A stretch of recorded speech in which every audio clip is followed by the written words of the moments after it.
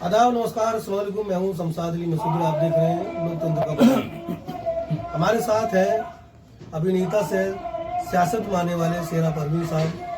इनसे हम बात करेंगे जो इस समय जो सियासत चल रही है, खासकर बीजेपी के जो मुद्दे हैं उससे जनता को कितने फायदे हो रहे हैं, और क्या जो मुद्दे हैं उनसे नफरत का माहौल पैदा हो रहा है, क्या वाकई वो जो मुद्दे हैं उनसे देश का विकास हो रहा है, समाज का विकास हो रहा है। इन विस्तार से बातचीत करेंगे शेरा जी से।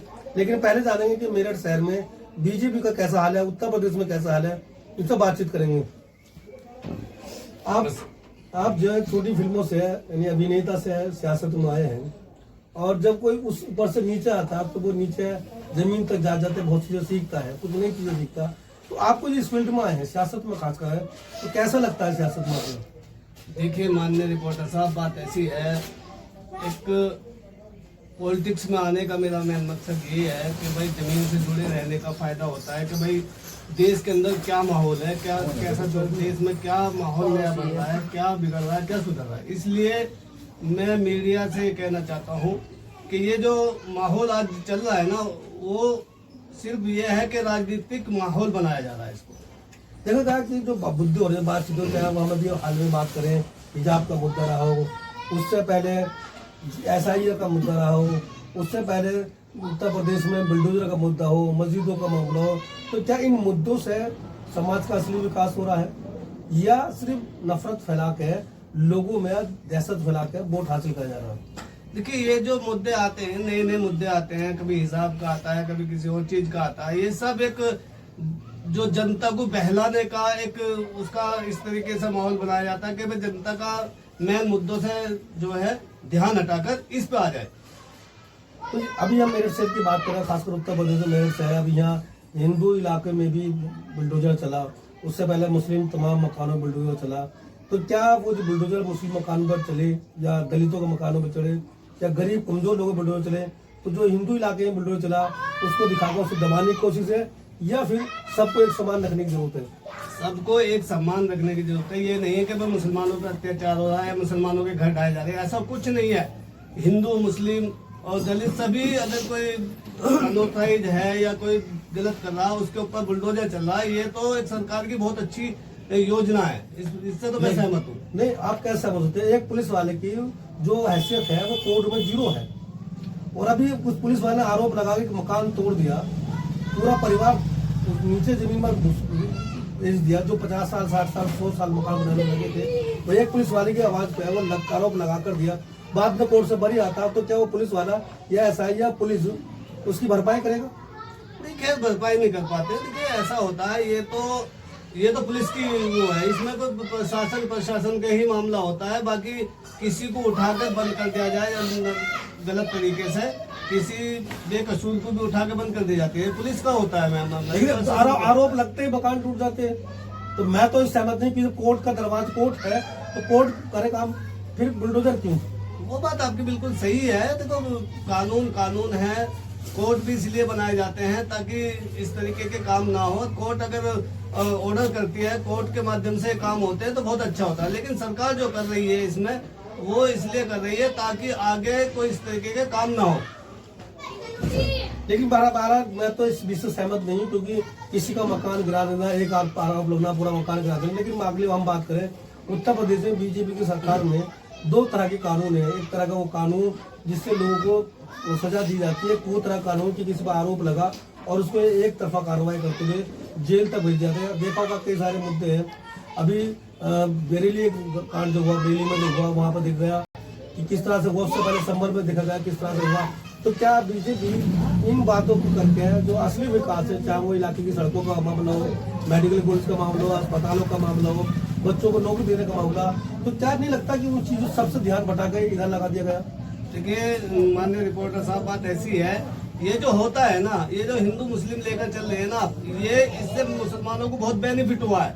आप देखिए, एक तो मुसलमान चोरी चकारी लूटपाट ये सारे काम छोड़ के अपना बिल्कुल सीधी सादी जिंदगी जी रहा है। आज की तारीख में आप देखोगे बीजेपी राज में इतना सुकून है, मुसलमान को इतना फायदा होता है। एक तो एजुकेशन पे आ गया, पढ़ा लिखा हो गया, दूसरा जो है सरकार के ही फायदे हैं। सरकार जो मुसलमानों को एक कागज, ये देखिए कागज कितनी अच्छी तरीके से बनवा दे मुसलमानों के, कि कुछ हो ना हो, एक कागज बड़े हिसाब से मुसलमानों के सबके पूरे मिलेंगे आपको। नहीं, आपने बीच में उत्तर प्रदेश में 30,000 प्राइमरी स्कूल बंद कर दिए उत्तर प्रदेश सरकार ने। जब स्कूल नहीं होंगे बच्चे पढ़ेंगे कहाँ? जब मेडिकल कॉलेज होगा डिग्री लाएंगे कहाँ से? जब हॉस्पिटल नहीं होगा तो स्वस्थ नहीं होगा तो मरेंगे। तो क्या सरकार से ये डिमांडें नहीं होनी चाहिए कि जो है अस्पताल खुले इलाके में, स्कूल खुले इलाके में, उनके बच्चों जो बच्चे पढ़ लिखे उनको नौकरियां मिले, या सिर्फ मस्जिद और मंदिर या बुलडोजर से सियासत करके वो अपना पल्ला डाल लें?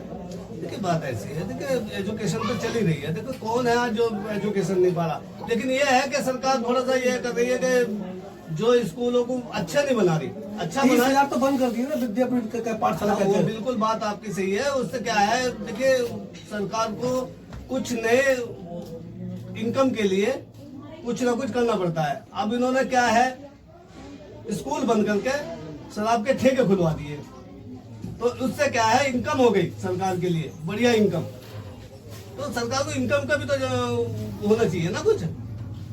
नहीं, आप तो दो तरह की बात कर रहे हैं। एक तरफ वो सरकार की खामी गिना रहे, एक तरफ वो जो खामी है उसकी तारीफ कर रहे हैं। मेरा सवाल यह है कि जो सरकार है, बीजेपी की बात कर रहे हैं उत्तर प्रदेश की, दूसरी बात योगी आदित्यनाथ मुख्यमंत्री है और भी कार्यकाल पूरे होने वाला, सरकार को 9 साल होने वाले, लेकिन जो सपना देखा था विकास का लिए कि स्कूल अच्छे बनेंगे, अस्पताल अच्छे बनेंगे, बच्चों को अच्छी नौकरियां मिलेंगी, वो कहीं ना कहीं भ्रष्टाचार और हिंदू मुस्लिम के नाम पे चढ़ गया। और ऐसे में फिर जो विपक्ष है वो कहीं ना कहीं आने वाली सरकार 2027 में जो चुनाव होने वाले, कहीं ना कहीं दूसरा सरकार जाने वाली है।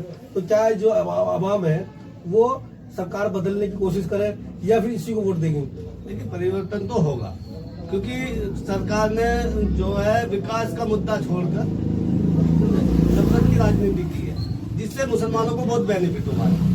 मैं तो ये मानता हूँ कि मुसलमानों के लिए बहुत अच्छा हुआ है। तो मुसलमान एक बार फिर किसी को वोट दे?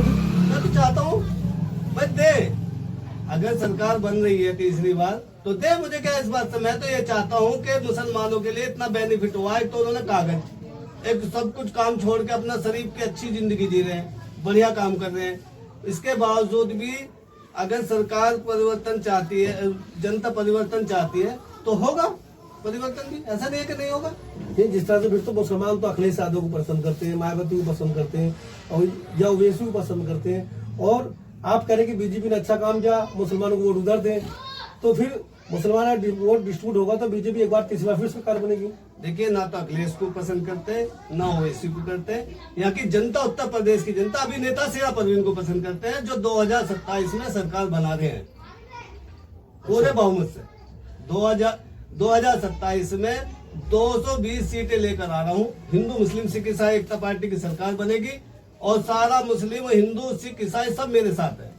क्या जो जिस तरह से आपने कहा सारे विपक्षी दलों को एक तरह की दरकिनार करके, क्या लगता है इतना आसान काम है? क्योंकि पार्टी बनाना, फिर चलाना और सत्ता तक पहुंचना बहुत लंबा सफर होता है, और अभी तक उत्तर प्रदेश में कोई ऐसी पार्टी नहीं है जो पहली बार चुनाव लड़ी हो और सत्ता तक पहुंच गई हो। नहीं, क्यों नहीं है? आम आदमी 2012 दिल्ली की बात है, दिल्ली आम आदमी पार्टी 2 बार चुनाव लड़की है, उसका खाता भी नहीं खुला है। देखिए जब मायावती आई थी, बसपा की सरकार बनी थी, वो भी नहीं थी। जब अगले मुलायम सिंह जी आए थे, वो भी नहीं थे। मायावती आई थी, पहली बार 13 सीट जीती थी, 240 नहीं जीती। तो ये बड़ा सपना देखना कि 220 एक साथ जीतना, एक तरह